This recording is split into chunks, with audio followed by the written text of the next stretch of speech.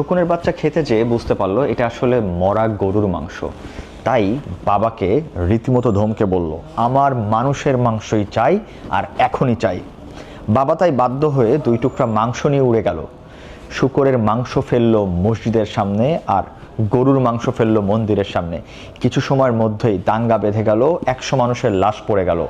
বাবা ছেলে ডাল থেকে নেমে এসে পেট পুড়ে মানুষের মাংস খেলো। বাচ্চা শকুন বলল, বাবা এত মানুষের মাংস আসলো কোত্থেকে? বাবা বলল, মানুষ সৃষ্টির সেরা জীব, কিন্তু ধর্ম আর রাজনীতিকে ব্যবহার করলে এরা হয়ে যায় পশুর থেকে হিংস্র। তখন সন্তান বলল, বাবা তুমি এত খারাপ, ধর্মকে ব্যবহার করলে?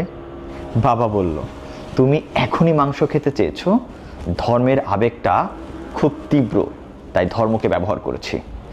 রাজনীতিও একই জিনিস, তবে সেটা ব্যবহার করলে এটা আরো লং লাস্টিং হতো। সন্তান তখন